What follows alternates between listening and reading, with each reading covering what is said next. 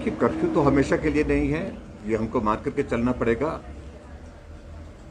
पूरे प्रदेश भर में पिछले सप्ताह भर से कोविड के मामलों में काफ़ी कमी आई है और संतोषजनक कमी आई है। 40,000 से 22,000 तक हम एक्टिव केस के मामले में जो है वो नीचे आए हैं। हमारी चिंता थोड़ी इस बात को लेकर के ज़रूर अभी तक भी है, क्योंकि जो डेथ का नंबर जो है वो उसमें कमी तो आई है। पिछले कल 44 डेथ हुई है, लेकिन अभी भी मैं मानता हूँ कि हिमाचल के हिसाब से ये नंबर अभी भी बड़ा है। और ऐसी सूरत में जब कोविड के एक्टिव केसेस की संख्या गिरती जा रही है, कम होती जा रही है, संक्रमण कम होता जा रहा है, तो हमारे लिए इम्पोर्टेंट है, महत्वपूर्ण है कि हम इकोनॉमिक एक्टिविटीज़ भी सुनिश्चित करें।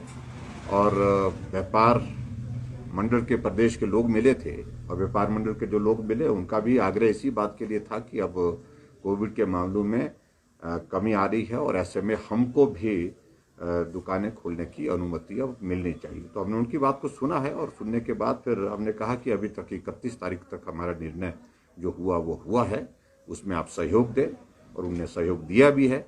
और उसके पश्चात फिर आगे का हम 1 तारीख के बाद उस पर विचार करेंगे अगर मामलों में कमी आई तो। सर, वैक्सीन को लेकर जानकारी आ रही है कि जो स्पुतनिक है और कोवैक्सीन है, उसको लेकर भी राज्य सरकार सोच रही है क्या? जिस तरह जो उपलब्ध निश्चित रूप से सोचने का विषय है ही है, और मुझे तो लगता है कि इस पर हमको सोचना ही चाहिए, क्योंकि जितनी उपलब्धता हमको वैक्सीन की चाहिए उस तरह से जो थोड़ी हमको कमी महसूस हो रही है। अभी हमको 1,07,000 जो है डोजेज अभी मिली हैं, जो 44 से नीचे 18 से 44 के बीच के लिए। तो हमारी आवश्यकता उससे ज़्यादा है। हमने कहा कि उसके लिए और बढ़ोतरी की जाए, और उम्मीद करता हूँ कि वो जून के महीने में संभावना लग रही है कि उसमें इम्प्रूवमेंट आएगी और उसके बाद वैक्सीन लगाएंगे। मेरा सभी नौजवानों से आग्रह है आप सबके माध्यम से कि सबको वैक्सीन करेंगे, और वैक्सीन की उपलब्धता जैसे ही हमारी सुनिश्चित होगी तो हम इसमें और तेजी करेंगे, गति करेंगे। हमने इस मामले को लेकर के जो कंपनी हमको सप्लाई देती है वैक्सीन की, उसके साथ भी उनके साथ भी टेकअप किया है। और उसके अलावा हमने जो दूसरी 2 कंपनियां हैं, स्पुतनिक और कोवैक्सीन जो है, इन दोनों कंपनियों को भी हमने इस बात के लिए कहा कि अगर हिमाचल प्रदेश में करना चाहते हैं तो हम उसमें भी विचार कर रहे हैं कि उस पर आगे बढ़ करके काम करेंगे। सर, क्या किसी का प्रपोजल, किसी कंपनी का प्रपोजल अभी तक आया है? कुछ अखबारों में छपा भी था कि स्पुतनिक हिमाचल प्रदेश में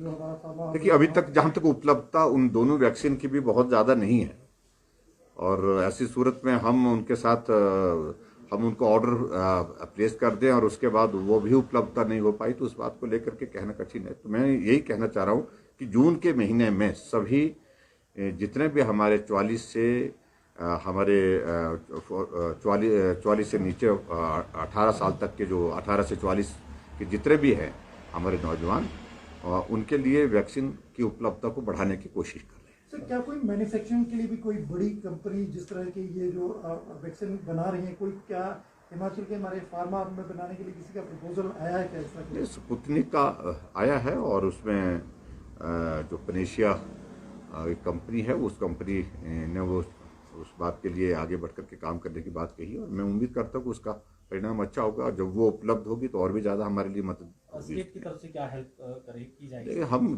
जो भी लॉजिस्टिक हेल्प, जो जितनी भी सारी मदद जिस तरह से उसमें की जा सकती है, उस तरह से विचार करेंगे। सर, क्या सरकारी कार्यालय भी सर ये 1 जून से खुल सकते हैं? अभी हम इन सारे में विचार करेंगे। सर, सैंपलिंग गिर रही है, लोग क्योंकि कम अस्पतालों में आ रहे हैं। देखिए, अभी 1-2 दिन की छुट्टियां बीच में रही होंगी, तो उस कारण से सैंपलिंग कम हुई है।